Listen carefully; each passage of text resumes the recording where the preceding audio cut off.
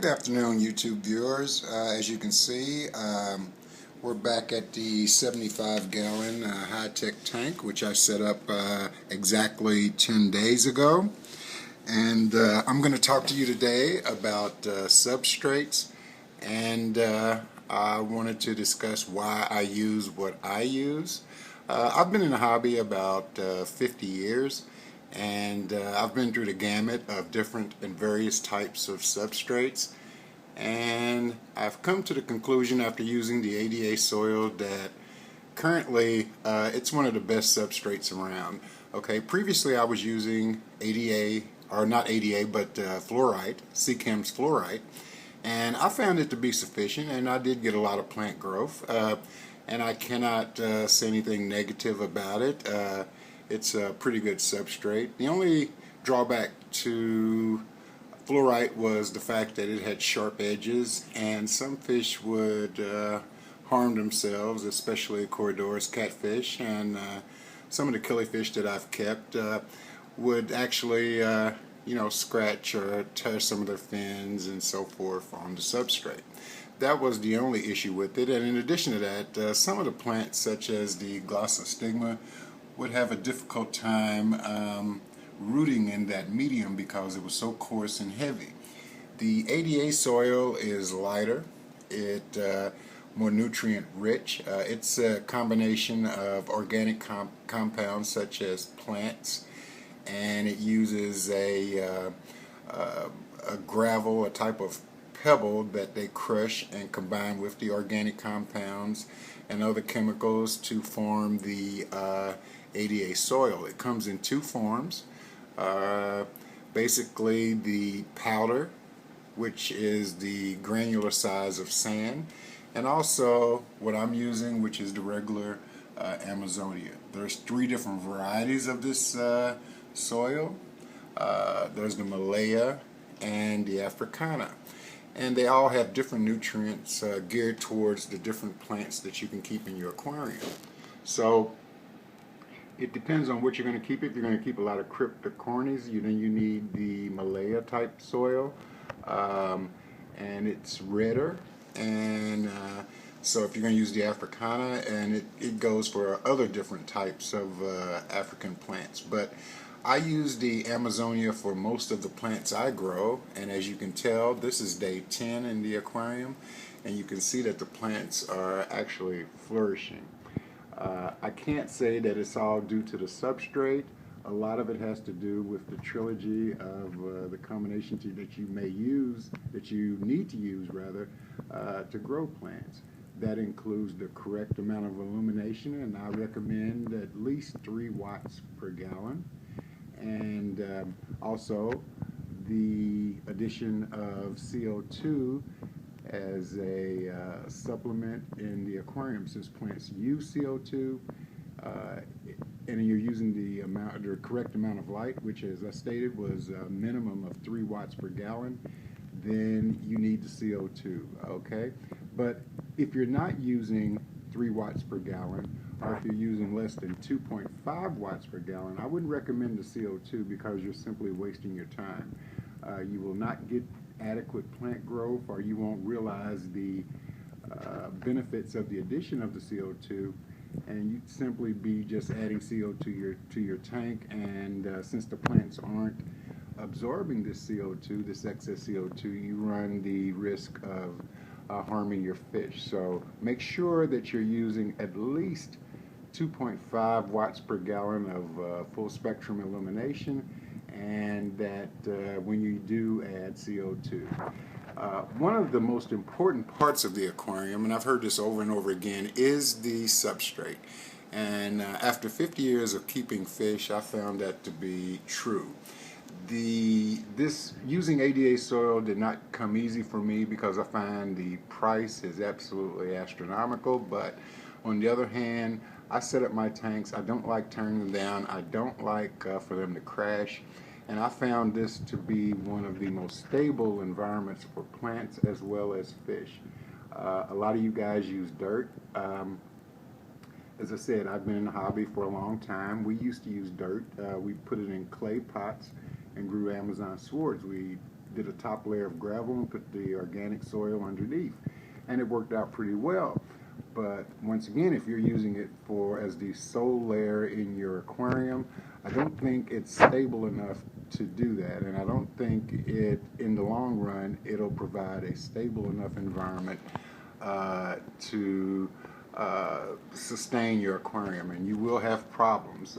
Everybody I've talked to, I've watched many YouTube videos where people used a combination of dirt and sand, and they had several different problems.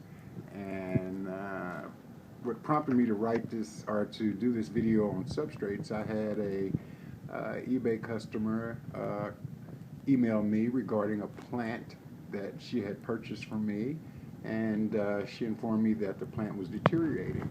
In correspondence with her, I found out that she was using dirt as a substrate, and I advised her not to use it because I don't feel like it's stable enough to sustain not only plant growth but also an aquatic environment that will be lasting. There are downfalls to the ADA soil. Number one, initially it emits ammonia, as I assume as a byproduct of the stabilization process. So you will have to do large water changes, at least 75% of the water initially, the first week or two after setting up the tank. I've done that today. This is day 10, so what I've done is I've done a 50% water change today, and basically I don't see any problems. There was a little plant deterioration on a couple of plants, such as this Incadoras. However, that was due to the fact that I planted it too deep in the substrate, and in my haste I did that, and so I had a little dieback on the Incadoras, but it's starting to come back out now. The same with the Sagittaria. I planted it too deep in the substrate. I also believe that the current in the tank from the Eheim 2217 caused a lot of the shifting in the gravel, so that may have caused a problem as well. But either way, both plants are doing quite well now, so they're starting to come back around, and I expect them to fully recover from that brief situation with the gravel. The moss in the tank is growing out extremely well. As I said, the substrate not only lowers the pH, but it also provides the organic substances necessary for the plants to absorb the nutrients. And since I'm using a lot of various types of moss in the tank, I have to keep the water column pretty nutrient rich in order to sustain the moss. And as you can see, it's growing quite well. If you notice the lighter tips on the moss, that is the new growth. It grows very slowly, by the way, but it is growing, and the same with the glossostigma. Now, I don't use exclusively ADA soil because it would be price prohibitive. So what normally I do is, or at least what I did in this tank and the 300-gallon planted tank I have at home with discus, is that number one, if you notice here, I use Flourite as the base layer. In the back of the tank, it is at least 5 inches thick, and I graduate the ADA soil to the front and to a depth of about 4 or 5 inches. Okay, so normally in the rear of the tank I use a lot of deeply rooted plants such as these Rotala macranda, which are really growing well. They've grown at least 4 inches since I set up the tank 10 days ago. And I graduate the ADA soil to the front, or at least to areas where I have more delicate plants, such as this star moss that you can see is growing quite well, and this Hygrophila pinnafiata, I believe is what it's called. Beautiful plant, and you can see it's growing quite well. And some of my rooted plants, such as the Baccarat species in the back, the Rotala indica, a new Ludwigia atlantis is what it's called. Okay, this is a camellia species which grows really big. The one I have at the house where I took these cuttings from is at least 1.5 feet tall. So they get really big and they get burgundy in color, and it's a absolutely stunning plant.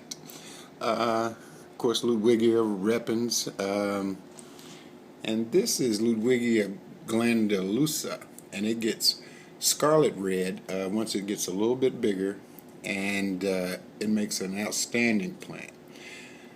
I've also added Rixia to the tank, and I just wanted to update you on the substrate that I was using in this tank. Once again, it has to be in combination with the right amount of illumination, which in my opinion is a minimum of 3 watts per gallon. Also, I use CO2 injection. This is through a pressurized system. I'm using an atomic diffuser, which is a great little diffuser. I tell you, it's expensive, $35 plus shipping, but the diffuser is worth every nickel if you want to save on your CO2 and diffuse it throughout the tank. But once again, thank you for looking at my video, and I'll keep you updated on the tank. But the growth rate is absolutely incredible, and I just wanted to update you on substrates. Keep in mind that a lot of people do use dirt. I'm not saying don't use it. It's just, for me, I find it unstable, and I know a lot of you guys are very sensitive about that, but in my opinion, if you want a stable environment, invest in the ADA soil. It is probably one of the best compounds around as far as substrates, and I've used quite a few of them, and this one I found to be not only lasting but stable. The environment remains stable. The parameters of the aquarium are remarkably stable. So, you know, it depends on what you want to do. If it is expensive, the 100-gallon acrylic tank that I will be setting up next, I've already ordered a substrate, and it was several $100s, but I feel like that if you're going to make an investment in an aquarium and you do like aquatic plants, either start off with a smaller tank, or, you know, invest in a very good substrate, because in the long run you'll find that your plants grow a lot better and are stronger and recover a lot quicker. This is Postemigon yadabianus, and you can see the leaves. These are new leaves on the plant, and you can see they're much longer and are a lot greener on the plant. So that's about it for now. So I'll update you soon on this tank, and if you have any questions, leave a comment or ask me a question. Thanks for viewing.